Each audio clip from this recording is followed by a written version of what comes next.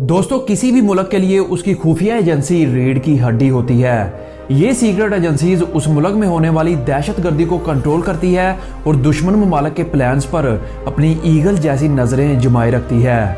किसी भी secret agencies के एजेंट का काम जासूसी करना होता है। ये पूरी दुनिया में सब्जी फरोश, मांगने वाला या फिर पागल के हुलिये में फैले होते हैं।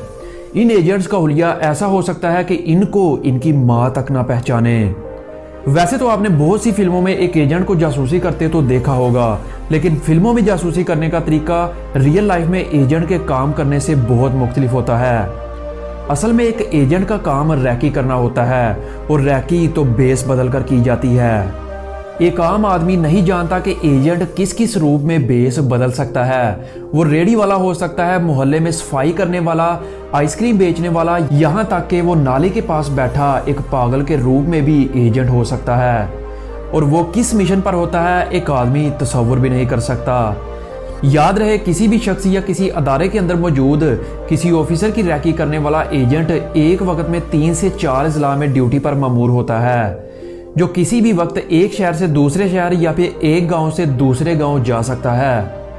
इन आईएसआई के एजेंट्स को मुख्तलिफ किस्म के इक्विपमेंट्स दिए जाते हैं। इन एजेंट्स के पास FN57, heckler and coach USP और ग्लोक पिस्टल्स मौजूद होते हैं, ताकि किसी भी किस्म के हंगामी हालात में वो एजेंट इन पिस्टल्स का इस्तेमाल करके हालात पर काबू पा सकें।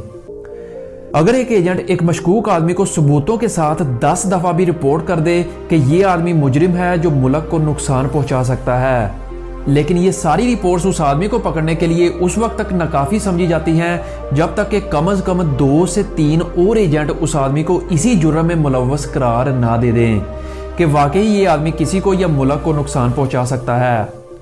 ऐसा इसीलिए किया जाता है कि इसमें किसी एजेंट का जाती मामला या फिर गलत फहमी की कोई भी गुंजाइश ना हो और कोई भी एजेंट किसी भी मुजरिम को अपने बिहाफ या जाती रंजिश पर रिपोर्ट नहीं कर सकता। सबसे पहले स्टेप में किसी आदमी की रिपोर्ट को जो एजेंट हासिल करता है मशकूक की लिस्ट में डाल दिया जाता है। इसके बाद दूसरी रिपोर्ट में उस मशकूक आदमी का नाम कुछ स्पेशल लोगों के पास आ जाता है। फिर उस आदमी की एजेंट रैकी शुरू कर देते हैं। इसके सारे दिन का प्लान रिकॉर्ड किया जाता है। वो किससे मिला, कब, कितने बजे, कहाँ गया था, ये सारा कुछ एजेंट अपने पास महफूज कर लेते हैं। यकीन माने कि ये एजेंट इतने शातिर होते हैं कि उस आदमी को कानों कान भी खबर नहीं होती कि उसके सारे दिन का शेड्यूल रिकॉर्ड किया जा रहा है। इसके बाद पीछे से ऑर्डर आने पर उस आदमी को एक परफेक्ट प्लान के साथ गायब कर दिया जाता है, यानी कि उठा लिया जाता है। और इसके बाद बाकी की तफ्तीश एजेंसी के काबिल तरीन ऑफिसर्स करते हैं। मुल्क की एजेंसीज में प्रोफेशनल लोग होते हैं और किसी भी बेगुनाह शख्स पर ये ISI के एजेंट्स हाथ नहीं डालते। जो लोग इनकी गिरफ्त में होते हैं वो किसी ना किसी जुर्म में मुलव्वस जरूर होते हैं और इनको मुकम्मल छानबीन के बाद ही उठाया जाता है। अगर वो किसी के हाथों इस्तेमाल हुए हों तो इन्हें कुछ टाइम के बाद वार्निंग देकर छोड़ दिया जाता है, लेकिन अगर वो शख्स वाकई किसी सरगर्मी के अंदर मुलव्वस है जिससे मुल्क को नुकसान हो तो उस आदमी को ऐसे गायब किया जाता है कि इसका नामो निशान तक नहीं मिलता। उनकी लाशें ही उनके घर वालों को मिल जाएं, इतना ही बहुत है, क्योंकि अगर वो मुजरिम ISI के हथे चढ़ गया तो इसे छुड़ा पाना तो दूर, इसे किसी का बाप भी नहीं ढूंढ सकता। किसी भी मुल्क की सीक्रेट एजेंसी का एजेंट अपनी जॉब को जाहिर नहीं कर सकता, क्योंकि इससे एजेंट की जान को खतरा होता है और मुल्क के अंदर मौजूद दूसरे मुल्कों के एजेंट इससे मुहतात हो जाते हैं और एजेंट के मिशन में भी मुश्किलात पैदा हो जाती हैं।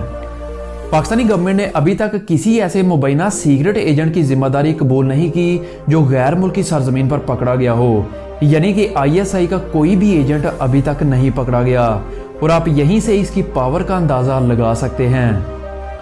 ISI बुनियादी तौर पर पाकिस्तान की आर्म्ड फोर्सेस की 3 सर्विस ब्रांचों यानी पाकिस्तान आर्मी, पाकिस्तान नेवी और पाकिस्तान एयर फोर्स से सेकंडमेंट पर हासिल किए गए फौजी अफसरान पर मुश्तमिल है, इसलिए इसे अंडर सर्विसेज का नाम दिया गया है।